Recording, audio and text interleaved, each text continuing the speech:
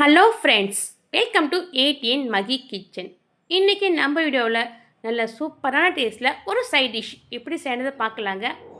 இது இட்லி, தோசை, சப்பாத்தி, இடியாப்பம், ஆப்பம், நான் எல்லாத்துக்கும் ரொம்ப ரொம்ப நல்லாயிருக்கும். கண்டிப்பாக நீங்கள் இதோட தடவை ட்ரை பண்ணி பாருங்கள்.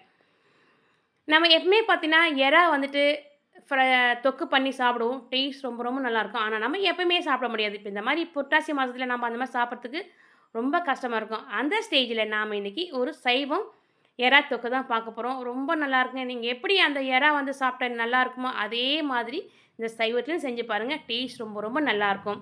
வாங்க ஃப்ரெண்ட்ஸ், நாம் இன்றைக்கி இந்த ஒரு எறா தொக்கை எப்படி செய்யறதுன்னு பார்க்கலாம். அதுக்கு நான் பாருங்கள் பன்னீர் எடுத்திருக்கேன், வெள்ளை கொண்டக்கடலை எடுத்திருக்கேன். பன்னீர் 100 கிராம்னா வெள்ளை கொண்டக்கடலை 100 கிராம் வந்து நல்லா ஊற வச்சு எடுத்திருக்கேன். இது நீங்கள் நைட்டு செய்யணும்னா காலைல ஊற வச்சுக்கோங்க. அது மாதிரி காலையில் செய்யணும்னா நைட்டு ஊற வச்சு எடுத்துக்கோங்க. இப்போ 2 ஒரு சேம் அளவில் எடுத்து வச்சுருங்க பாருங்கள். இப்போது வெள்ளை கொண்டக்கடலை எடுத்து ஓரமாக வச்சுட்டு பன்னீர் மாதிரி எடுத்து சின்ன சின்ன பீசஸாக நல்ல டியூபாக கட் பண்ணி எடுத்துக்கோங்க. ரொம்ப ரொம்ப சூப்பராக இருக்குங்க. கண்டிப்பாக நீங்கள் இந்த எறா தொக்கை செஞ்சு பாருங்கள். இன்னும் வேணும் கேட்டு வாங்கி சாப்பிடுவாங்க பசங்க. அவ்வளோ சூப்பராக இருக்கும். நீங்கள் எறா சாப்பிட்டா எந்தளவு டேஸ்ட் இருக்குமோ அதே அளவு டேஸ்ட் கண்டிப்பாக இதுலேயும் இருக்குங்க. ட்ரை பண்ணுங்கள். இப்போ பாருங்கள் ஃப்ரெண்ட்ஸ், நம்ம சின்ன சின்ன பீசஸாக நல்லா டியூபாக கட் பண்ணிட்டோம். இப்போ நம்ம ஒரு மிக்ஸி ஜார் எடுத்துக்கலாம். அதில் வந்து வெள்ளை கொண்டக்கடலை ஊற வச்சுருக்கோம் இல்லையா, அதையும் சேர்த்துக்கலாங்க. சேர்த்து நல்லா ஒரு பல்ஸ் மூடில் இந்த கொண்டக்கடலையை அரைச்சி வந்துடுங்க. அரைச்சிட்டு பாருங்கள், எடுத்து காட்டுறேன். இப்போ இந்த அளவுக்கு நமக்கு ஒன்றும் பாதமாக அரைஞ்சிருக்கு. இது கூடவே நம்ம கட் பண்ணி வச்சுக்கிற இந்த பன்னீர் பீசஸும் சேர்த்துக்கலாம். சேர்த்து நல்லா ஒரு பேஸ்ட் பார்த்து அரைச்சி எடுத்துக்கோங்க. நல்லா பல்ஸ் மூட்லேயே 2 தடவை 3 தடவை நல்லா விட்டு விட்டு அரைங்க. அப்போ தான் நமக்கு கரெக்டாக வரும். ரொம்ப மைய அரைக்கக்கூடாது. பாருங்கள் ஃப்ரெண்ட்ஸ், இந்த அளவுக்கு அரைச்சாலே போதும். இப்போ இது நமக்கு சரியாக இருக்குது பாருங்கள். நல்லா கொண்டக்கடலையும் பன்னீர் நல்லா மேட்சாகி ஒன்றுமா கரெக்டாக கலந்து வந்திருக்கு. இப்போ நமக்கு சரியான பதம். இதை எடுத்து நாம் ஒரு பவுலில் மாற்றி எடுத்துக்கலாம்.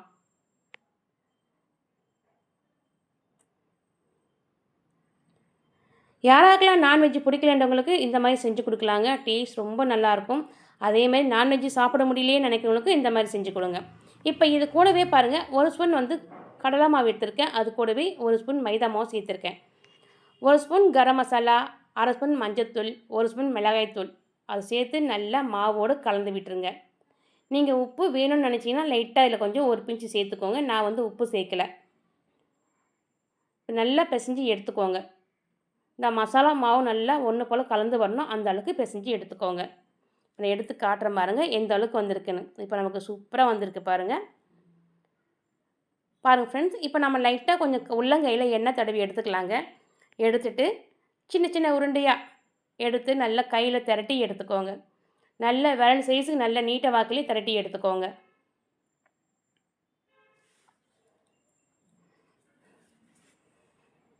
எடுத்துகிட்டு நமக்கு எறா வந்து எந்த அளவுக்கு சைஸில் வேணுமோ அந்த அளவுக்கு வந்து மாவு திரட்டி எடுத்துக்கோங்க.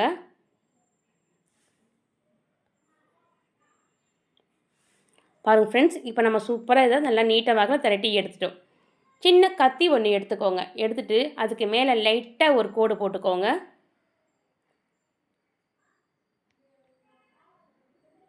கோடு போட்டுட்டு அப்படியே சைடில் வந்து சின்ன சின்ன பீஸில் லைட்டாக ஒரு கோடு போட்டுக்கோங்க. ரொம்ப லைட்டாக போட்டுக்கோங்க. அவ்வளோதான். இப்போ போட்டாச்சு பாருங்கள். இதை எடுத்து நம்ம எறா எந்த ஷேப்பில் இருக்குமோ அந்த மாதிரி லைட்டாக சுருட்டி விட்டுக்கோங்க. பாருங்கள் ஃப்ரெண்ட்ஸ், எவ்வளோ அழகாக சூப்பராக வந்திருக்குன்ட்டு. இதே போல் நாம் ஒவ்வொரு பீஸாக வந்து நம்ம கையில் திரட்டிட்டு இந்த மாதிரி திருப்பி சுற்றி விட்டுக்கலாம். நம்ம எறா வெந்து வரப்போ பார்த்திங்கன்னா மேலே லைட்டாக ஒரு கோடு ஒன்று கிடைக்கும். அதே மாதிரி தான் நம்ம செய்ய போகிறோம். பாருங்கள், பசங்க நீங்கள் இது மாதிரி செஞ்சு கொடுத்தீங்கன்னா பசங்க எறான்னு அப்படியே கரெக்டாக நம்பி சாப்பிட்ருவாங்க. ஏன்னா அதே மாதிரி சாஃப்டாக டேஸ்டியாக இருக்கும் பார்க்குறதுக்கு. கண்டிப்பாக நீங்கள் ட்ரை பண்ணி பசங்களுக்கு செஞ்சு கொடுங்க. அவ்வளோதான். இப்போ நாம் இதே போல் ஒவ்வொரு பீஸாக ரெடி பண்ணி வச்சுக்கலாம். இப்போ நான் கடைசி பீஸ் உங்களுக்கு காட்டுறேன் பாருங்கள். எடுத்து பாருங்கள் ஃப்ரெண்ட்ஸ், இந்த கிரேவி வந்து பார்த்திங்கன்னா நம்ம ஒரு 5லேருந்து 6 பேர் சாப்பிட்லாம். அந்தளவுக்கு நம்ம வந்து ரெடி பண்ணி வச்சுருக்கோம். நான் சொன்னது போல் இது இட்லி, சப்பாத்தி, தோசை, ஆப்பம், இடியாப்பம், நானுக்கெல்லாம் ரொம்ப ரொம்ப சூப்பராக இருக்குங்க டேஸ்ட்டு. நீங்கள் எதை வேணால் செஞ்சு சாப்பிட்டுக்கலாம். இப்போ இது ரெடி ஆகிடுச்சு பாருங்கள். இதை அப்படியே சுருட்டி விட்டுக்கலாம். இப்போ ஸ்டவ்வை ஆன் பண்ணிவிட்டு நான் ஒரு கடாய் வச்சுருக்கேங்க. அதில் எண்ணெய் வந்து நல்லா ஹையில் வச்சுட்டு நல்லா எண்ணெய் காஞ்சதுக்கப்புறமா மீடியம் சைஸில் மாற்றிக்கோங்க. மாற்றிட்டு நம்ம ஒவ்வொரு பீஸாக அந்த எறா பீஸை வந்து நல்லா வந்து ரோஸ்டட் பண்ணி எடுத்துக்கலாம். எண்ணெயில் நல்லா பொரித்து எடுத்துக்கோங்க. இப்போ எல்லாம் சேர்த்து நான் திருப்பி விட்டுக்கோங்க. நான் எடுத்து காட்டுறேன் பாருங்கள். நல்லா வந்து கலர் வந்து மாறி வந்திருக்கு. பாருங்கள் ஃப்ரெண்ட்ஸ், ரொம்ப சூப்பராக வந்திருப்பாங்க. நம்ம வந்து நல்லா அழகாக இதை வந்து சுற்றி விட்டுருக்கோம். அது ஒன்று கூட பிரியாமல் வந்திருக்கு பாருங்கள். அவ்வளோதான், ரெடி ஆகிடுச்சு. இதை எடுத்து நம்ம இப்போ வேறு பிளேட்டில் வந்து மாற்றி வச்சுக்கலாம். மறுபடியும் ஸ்டவ் வந்து ஹையில் வச்சுட்டு நல்லா எண்ணெய் சூடானதுக்கப்புறமா மீடியம் சைஸில் வச்சுட்டு மறுபடியும் பொரிக்க ஆரம்பிச்சிருங்க. 2வது பேட்ச்.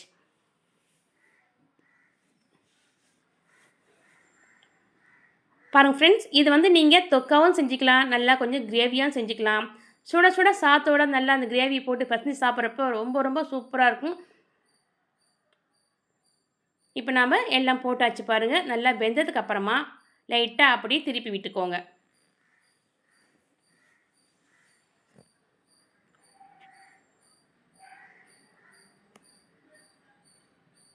இப்போ நான் உங்களுக்கு ஒரு பீஸ் எடுத்து காட்டுறேன் பாருங்கள், எந்த அளவுக்கு நம்ம வெந்து வந்திருக்கு. இதுக்கு மேலே வந்து பார்த்தீங்கன்னா அந்த லேயர் பாருங்கள், லைட்டாக கோடு ஒன்று வந்திருக்கு. அப்படியே எறா நம்ம எப்படி பொரித்து சாப்பிட்டா எப்படி இருக்குமோ அதே மாதிரி இருக்குது பாருங்கள். அந்த லைன் வந்து பாருங்கள் எவ்வளோ சூப்பராக இருக்குன்ட்டு. டேஸ்ட் ரொம்ப நல்லாயிருக்கு. வாயில் வைக்கிறப்ப அப்படியே சாஃப்டாக இருக்கும் கடித்து சாப்பிட்றப்ப.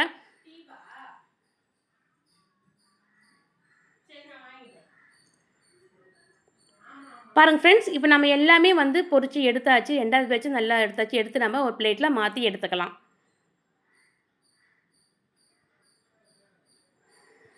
இது அப்படியே ஒரு பக்கம் வச்சுடுங்க. நல்லா சூடு ஆறி வரட்டும். பாருங்கள் ஃப்ரெண்ட்ஸ், இப்போது நாம் மறுபடியும் ஒரு கடாய் எடுத்துக்கலாம். எடுத்துட்டு அதில் 3 ஸ்பூன் ஆயில் சேர்த்துக்கலாம். சேர்த்துட்டு எண்ணெய் நல்லா காஞ்சதுக்கப்புறமா இது கூடவே 1/2 ஸ்பூன் சீரகம், 1/2 ஸ்பூன் சோம்பு, அது கூட ஒரு 1/4 ஸ்பூன் கடுகு சேர்த்துக்கோங்க. நல்லா பொரிஞ்சு வந்ததுக்கப்புறமா 10லேருந்து 15 பூண்டு வந்து நல்லா தூளாக நுணுக்கி வச்சுருக்கேன். சின்ன சின்ன பீஸாக கட் பண்ணி எடுத்துருக்கேன். அதையும் சேர்த்து நல்லா வதங்கி வந்ததுக்கப்புறமா இது கூடவே 3 பெரிய சைஸ் வெங்காயம் சின்ன பொடுசாக கட் பண்ணி எடுத்துருக்கேன். அதையும் சேர்த்துக்கலாங்க. சேர்த்துட்டு நல்லா ஒரு கண்ணாடி பதத்துக்கு இதை நல்லா வதக்கி விட்டுக்கோங்க. பாருங்கள் ஃப்ரெண்ட்ஸ், இப்போ நமக்கு ஒரு கண்ணாடி பதம் நல்லா வதங்கி வந்திருக்கு. இப்போ நம்ம இது கூட மசாலா சேர்த்துக்கலாங்க. 1/2 ஸ்பூன் மஞ்சள்தூள், 1/2 ஸ்பூன் குழம்பு மிளகாய்த்தூள், கூடவே தனி மிளகாய்த்தூள் சேர்த்துக்கோங்க 1/2 ஸ்பூனு. 1 ஸ்பூன் வந்து தனியாத்தூள் சேர்த்துக்கோங்க. 1/2 ஸ்பூன் வந்துட்டு நமக்கு கரம் மசாலா சேர்த்து, கூடவே தேவைக்கேற்ப 1/2 ஸ்பூன் உப்பும் சேர்த்து நல்லா கலந்து விட்டுருங்க. இப்போ வெங்காயத்தோட மசாலா நல்லா கலந்து வந்தவங்க பச்சை வாசனை போகிற அளவுக்கு நல்லா வதக்கி விட்டுக்கோங்க. இப்போ வந்து ஸ்டவ் வந்து பார்த்தீங்கன்னா மீடியம் சைஸ் தான் இருக்குங்க. இப்போ பாருங்கள், நல்லா பச்சை வாசனை போகிற அளவுக்கு நல்லா வதக்கி விட்டாச்சு. இது கூடவே நல்லா 2 தக்காளி நல்லா தூளாக கட் பண்ணி வச்சுருக்கேன். அதையும் சேர்த்து அது கூடவே கொஞ்சம் கருவேப்பிலையும் ஃப்ரெஷ்ஷான கருவேப்பிலை சேர்த்து கலந்து விட்டுக்கோங்க. பாருங்கள் ஃப்ரெண்ட்ஸ், இந்த வெங்காய மசாலாவோட தக்காளி நல்லா வதங்கி வரணும். அந்த ஸ்டேஜும் நல்லா கலந்து விடுங்க. இப்போது இது கூடவே நான் ஒரு 1/2 ஸ்பூன் வந்து மிளகுத்தூள் சேர்த்துருக்கேன், குருமிளகுத்தூள். அதையும் சேர்த்து நல்லா கலந்து விட்டுருங்க. இந்த எறா தொக்குக்கு பார்த்தீங்கன்னா மிளகு தாங்க ரொம்ப ரொம்ப நல்லாயிருக்கும் டேஸ்ட்டு. அதனால் அதுக்கு நான் மிளகு சேர்த்துருக்கேன். ஒரு 1/2 ஸ்பூன் சேர்த்து நல்லா கலந்து விட்டு இப்போ எண்ணெய் பிரிஞ்சு வர அளவுக்கு நல்லா வதங்கி வந்திருக்கு பாருங்கள். இப்போ இந்த ஸ்டேஜில் நான் கரெக்டாக 1 டம்ளர் தண்ணி, அதாவது 250 ml தண்ணி வந்து இதில் சேர்த்துருக்கேன். சேர்த்து நல்லா ஒரு 2 நிமிஷத்துலேருந்து 3 நிமிஷம் கொதித்து வரணுங்க. நல்லா கொதித்து வரட்டும். இப்போ நல்லா கொதித்து எண்ணெய் பிரிஞ்சு வந்திருக்கு பாருங்கள். இந்த ஸ்டேஜில் நம்ம பொரிச்சு எடுத்த இந்த எறாவை அதில் சேர்த்துக்கலாங்க. சேர்த்து நல்லா கலந்து விடுங்க. இப்போ ஸ்டவ்வு அதே மீடியம் சைஸ்லேயே இருக்கட்டுங்க. இப்போ நம்ம வந்து தண்ணி வந்து 1 டம்ளர் சேர்த்துருக்கோம். இது நல்லா கொதிக்க கொதிக்க இந்த எறா வந்து மொத்தம் வந்து இழுத்துக்கோங்க. இழுத்து நமக்கு ஒரு கிரேவி இல்லை தொக்கு பதத்துக்கு நம்ம கரெக்டாக வந்துடும். நல்லா கலந்து விட்டுருங்க. இந்த ஸ்டேஜில் உப்பு காரம்லாம் இருக்கான்னு செக் பண்ணிக்கோங்க. செக் பண்ணிட்டு நல்லா ஃப்ரெஷ்ஷான கொத்தமல்லி ஒரு கைப்பிடி சேர்த்துக்கோங்க. சேர்த்துட்டு மறுபடியும் நல்லா கலந்து விட்டுருங்க. பாருங்கள் ஃப்ரெண்ட்ஸ், நல்லா வெந்து எண்ணெயெலாம் பிரிஞ்சு வந்திருக்கு பாருங்கள். இந்த ஸ்டேஜில் நீங்கள் ஸ்டவ்வை ஆஃப் பண்ணிடலாங்க. பாருங்கள் எவ்வளோ சூப்பராக நமக்கு ஒரு வெஜிடேரியன் எறா தொக்கு ரெடி ஆகிடுச்சு. ரொம்ப ரொம்ப நல்லா இருக்குங்க. கண்டிப்பாக ட்ரை பண்ணுங்கள். டேஸ்ட் ரொம்ப சூப்பராக இருக்கும். இதுக்கு நான் சப்பாத்தி எடுத்துருக்கேன் பாருங்கள். நல்லா சப்பாத்தி எடுத்து இது கூட வச்சு சாப்பிட்றப்போ அவ்வளோ சூப்பராக இருக்கும். நான் பிரித்து காட்டுறப்ப பாருங்கள் எவ்வளோ சாஃப்டாக இருக்குது. எறா எந்த அளவுக்கு இருக்குமோ அதே மாதிரி தாங்க இருக்கும் டேஸ்ட்டும். பாருங்கள் ஃப்ரெண்ட், நாம் இன்றைக்கி சப்பாத்திக்கு வந்து இந்த எறா தொக்கு ரெடி பண்ணிட்டோம். அடுத்து வந்து பார்த்திங்கன்னா, நான் இப்போ உங்களுக்கு தோசை காட்டுறேன் பாருங்கள். தோசைக்கும் அல்டிமேட்டாக இருந்தது டேஸ்ட்டு. ரொம்ப ரொம்ப சூப்பராக இருந்தது. பாருங்கள் கலர் வந்து பாருங்கள் கலர்ஃபுல்லாக இருக்குது. எப்படி எறா தொக்கு இருக்குமோ அதே மாதிரி இருக்குது. டேஸ்ட்டும் அப்படியே இருக்குங்க. இது நீங்கள் பசங்க லஞ்சுக்கு கொடுத்து விடலாம், பிரேக்ஃபாஸ்ட்டுக்கு இல்லை டின்னருக்கும் செஞ்சு கொடுக்கலாம். டேஸ்ட் ரொம்ப நல்லாயிருக்கும்.